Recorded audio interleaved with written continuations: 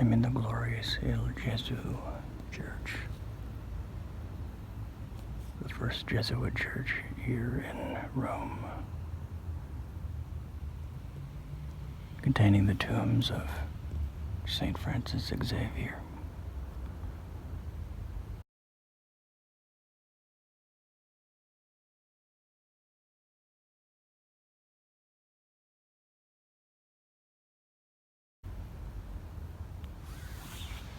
And St. Ignatius of Loyola himself.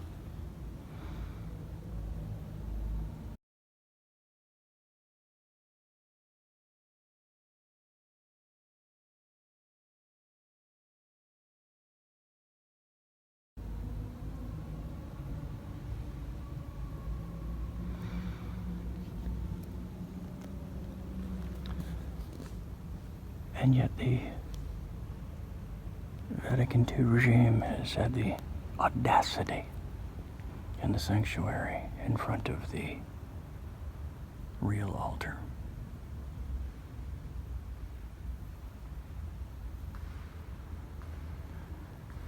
to place this ridiculous stage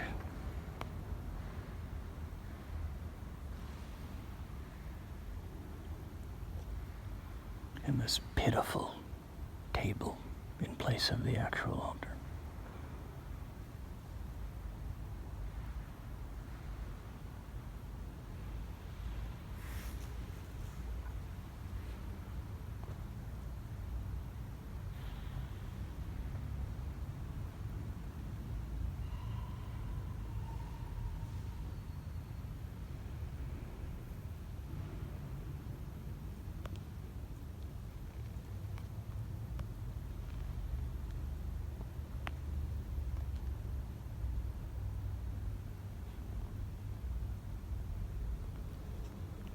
How much longer before they just tear down the buildings and just get it over with? These filthy vandals. Oh, Lord help us.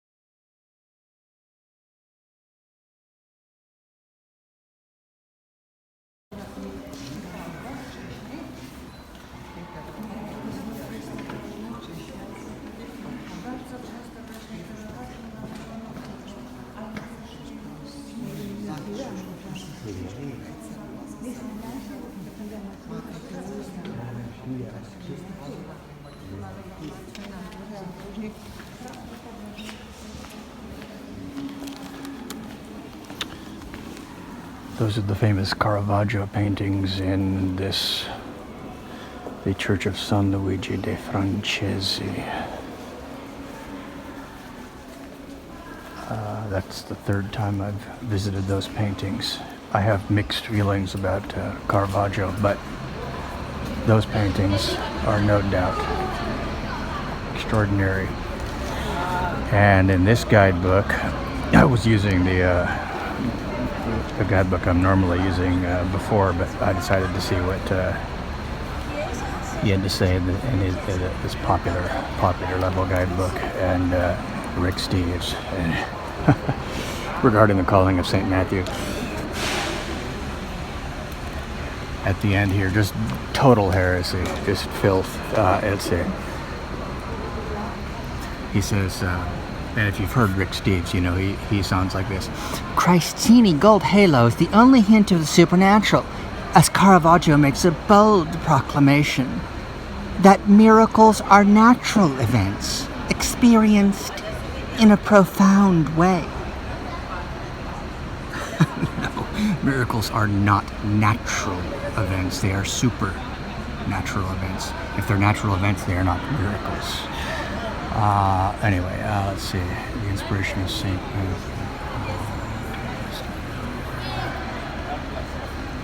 And here, Matthew is hard at work when he's interrupted by an angel with a few suggestions.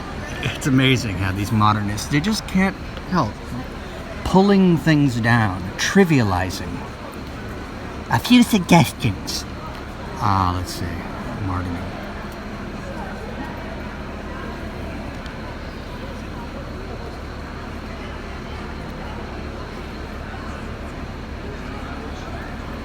In any event, those paintings are definitely extraordinary.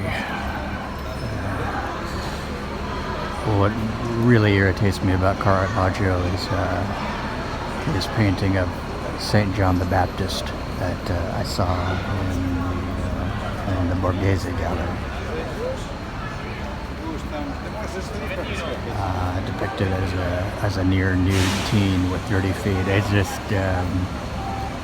It's just profane. In any event, I'm off.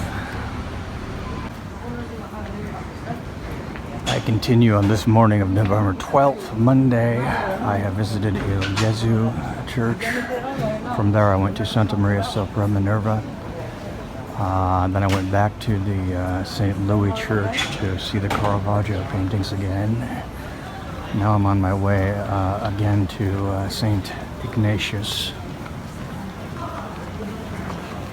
I want to see the tomb of St. Aloysius Gonzaga during the day. When I went there the first time, it was very dark. Oh, I'm still thinking about Rick Steves and wretched modernists like him. His guide is very good for the most part, but there are just hints of just wretched modernist heresy in there. Yeah, but he's a Protestant. He says that. But they, in their immanentism, they cannot help but pull things down, reach for the heights, and just crash them down to the ground. They would look at the Pantheon, for example, and find some way to debase it.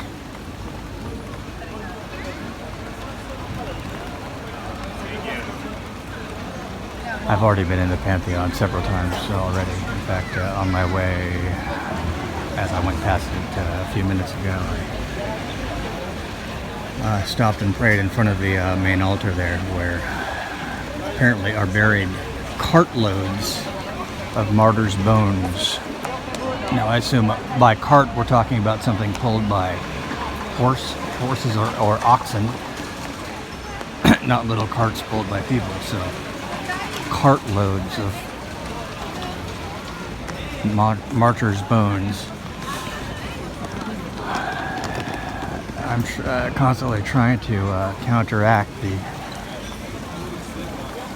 profane attitude of many people who enter these basically martyrs' graveyards without any reverence whatsoever, dressed like, street corner nickel sluts, and just displaying no reverence whatsoever. I'm trying to do what I can to do my small part to recover some reverence. Okay, I've got to find St. Ignatius. I'm getting close to St. Ignatius. I hate to sound pharisaical, when I speak of the irreverence of just about everyone visiting these holy sites, but I think today one is bound to sound pharisaical if speaking of reverence at all. So I guess I just have to accept that I'm going to sound like a Pharisee if I speak this way. I guess the supposed premise is that I think I'm better than everyone else. no, I don't.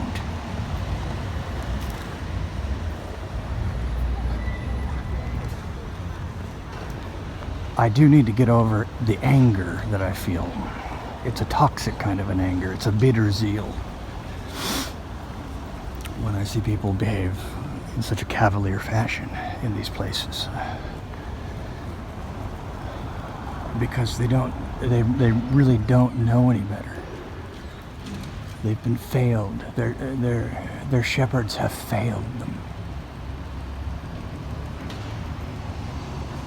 And so they are sheep without shepherds. In fact, it's a miracle that so many people are here at all, visiting these places.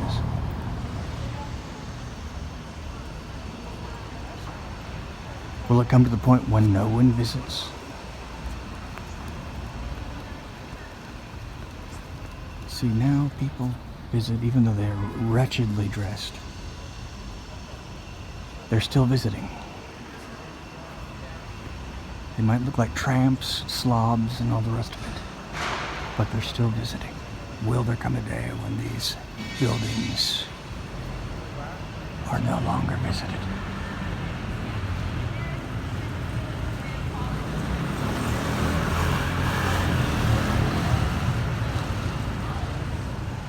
No longer accorded any respect at all? Or will the end come before that? I don't know. In any event, I'm going back inside St. Ignatius Church, which I visited the other night. And it was pretty dark in spots, and so I want to see what it looks like now during the daytime.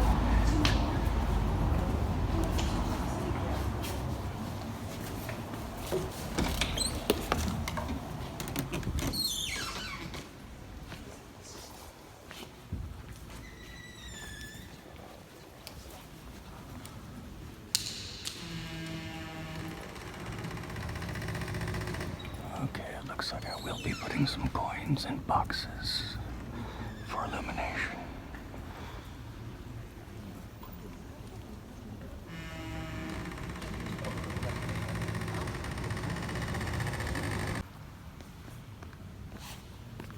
The famous vault of the St. Ignatius Church.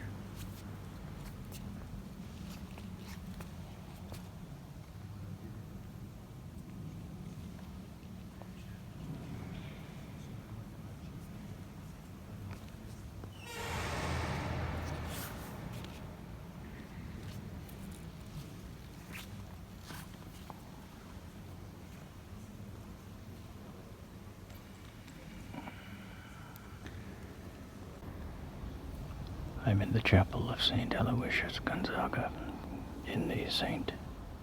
Ignatius or Sant Ignacio Church. The saint's relics are in the urn beneath the altar.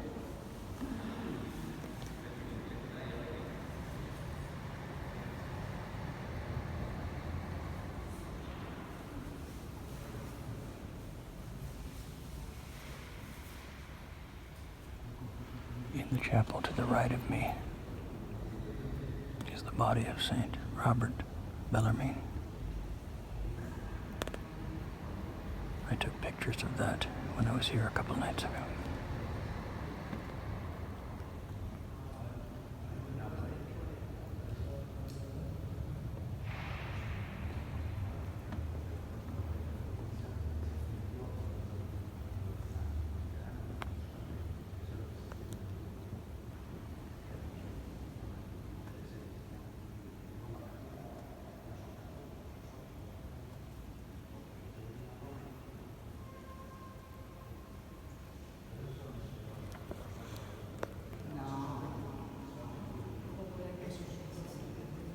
Purity.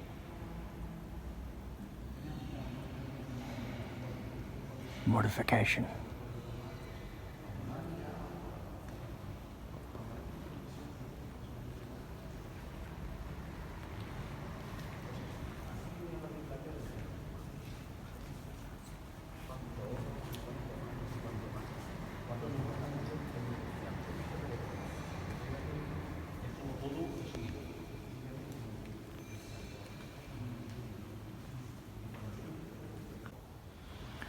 This is the tomb of Pope Gregory the 15th here within the St. Ignatius Church.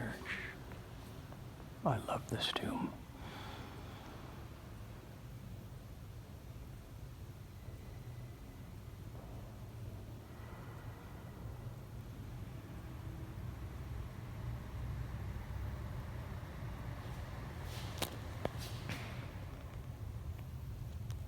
Religion.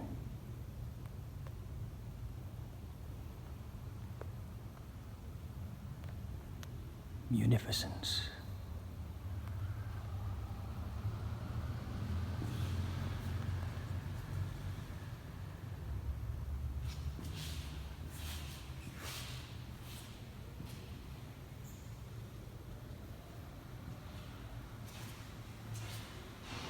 And this is the tomb of the man who paid for the church, directly below.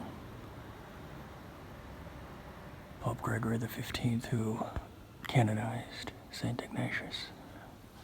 The inscription below, the Pope says, "One raised Ignatius."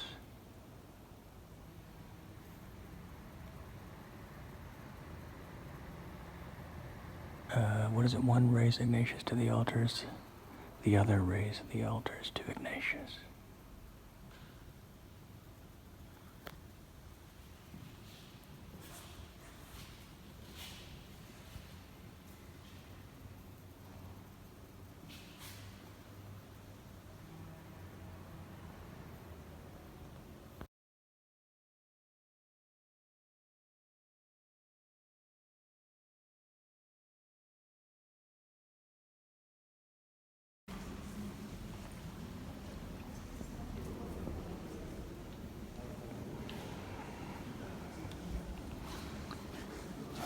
I'm saying goodbye to the glorious St. Ignatius Church. Stepping out into the piazza.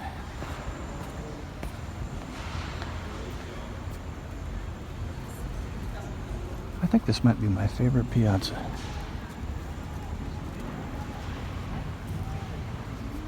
It isn't gargantuan.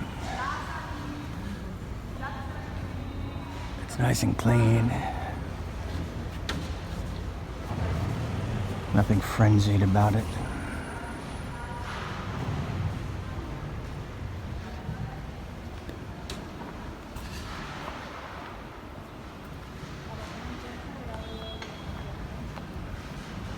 All right, I'm headed over to San Marcello al Corso.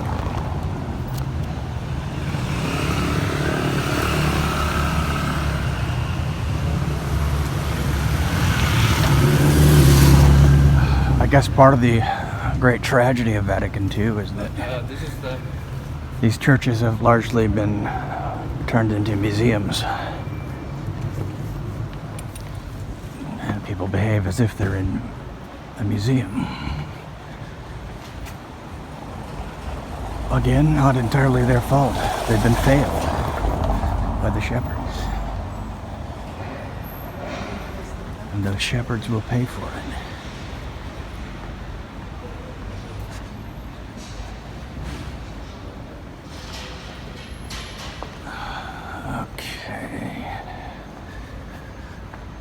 I don't know what church this is. It isn't in my book. This could be one of the churches that are not in the book that I visit anyway. I think I'll take a look.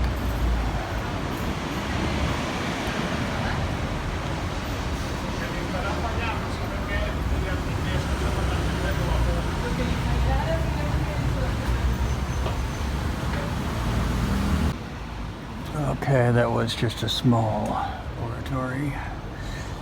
Anywhere else it would be spectacular, or just about anywhere else. But here it's just ho-hum. Headed towards the Via del Corso.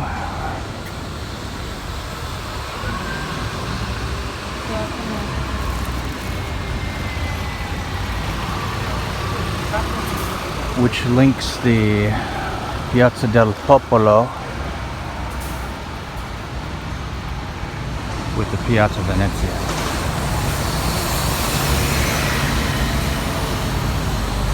And the church I'm looking for should be very close.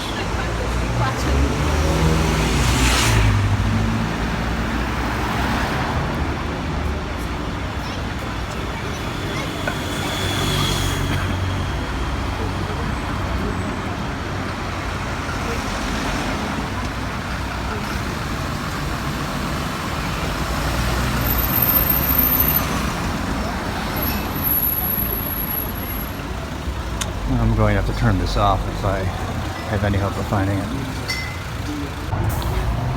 All right, here in the early afternoon of November 12th, 2018, I'm about to try to venture up the step there, up to Santa Maria in Aracoeli, the ancient church.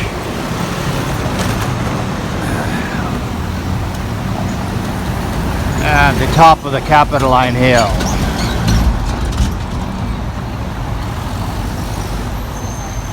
There's where I was the other night at the Capitoline Museums. I was at the top of that, the Victor Emmanuel Monument, a while back.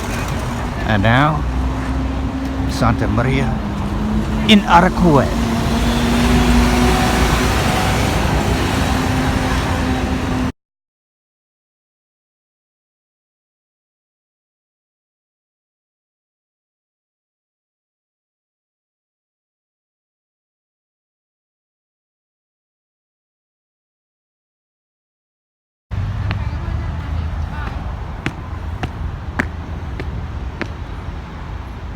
I am at the top.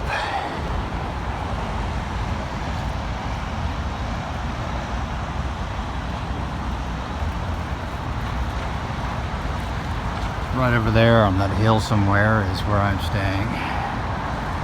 Across the Tiber.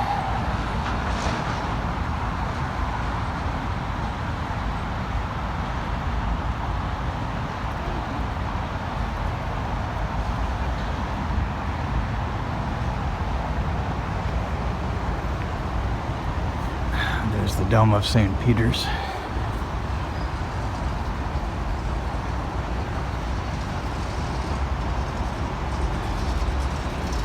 In the distance.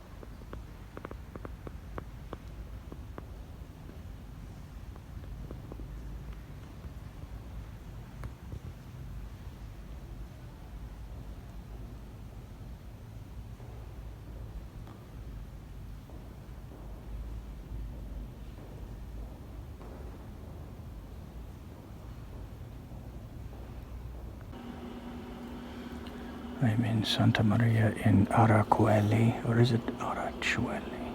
I think it's Aracoeli. I'll have to look into that. In any event, I'm at a side chapel.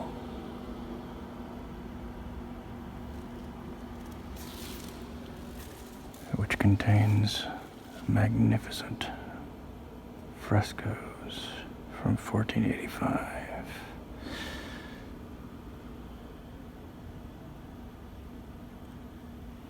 feature among Pinturicchio's masterpieces.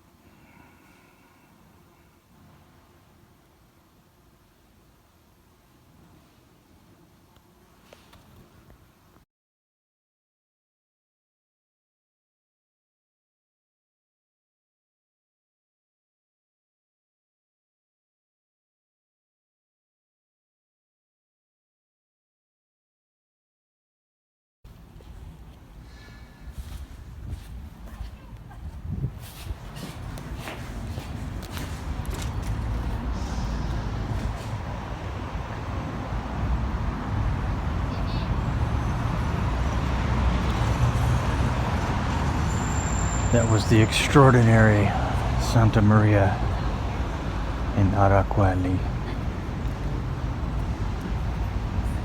This is one of my favorite churches so far. It gives the whole package. For example, the lighting, the time of day I came in around 1 o'clock was perfect.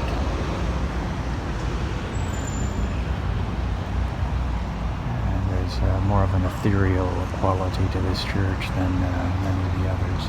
It's just a very, very, very special church. Part of it, of course, is the location here on top of the Capitoline Hill. You know, earlier I said that, yes, on the whole, the Rick Steves book is very good. It just does have some obnoxious lines. I'm using his book in conjunction with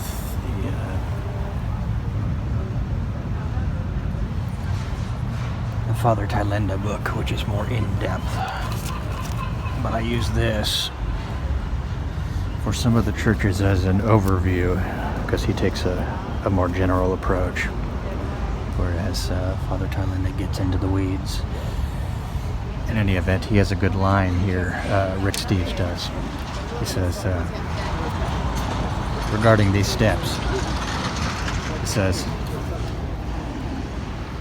the daunting 125-step staircase up Capitoline Hill to the entrance was once climbed on their knees by Roman women who wished for a child. Today, they don't. And Italy has Europe's lowest birth rate.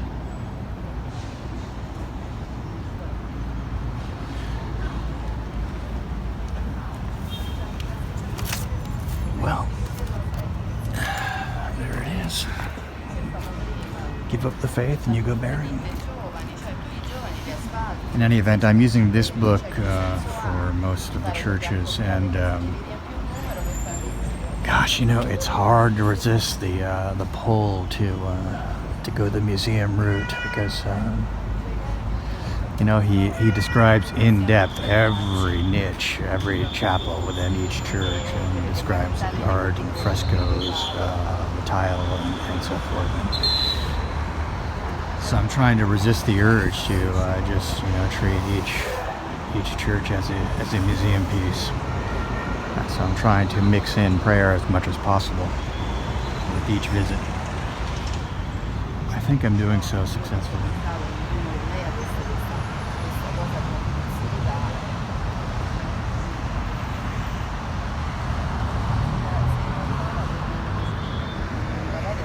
As I said yesterday, the first 10 days of this trip, well, 7 out of the 10 days it was raining. But it looks like the last 20 days are going to be just perfect weather. I mean, this is just perfect. Mid-60s, high in the upper 60s. It was around 49 degrees when I woke up this morning at 6 o'clock.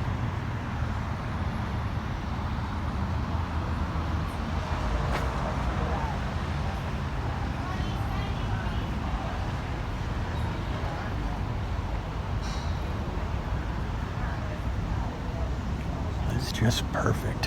Well, I'm going to say goodbye to Santa Maria in Araqueli. I think I'll come back here. There have been several churches that I've visited twice, even thrice, such as the French church.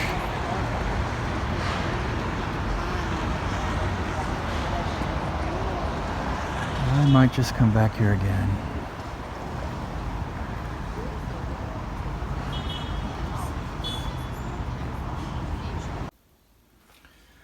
This was what I was wearing today when I was out and about here on November 12th. And it got many second looks, I noticed. No doubt in large part because it's so unusual today, even here in Rome, to see someone who does not present himself as a bum.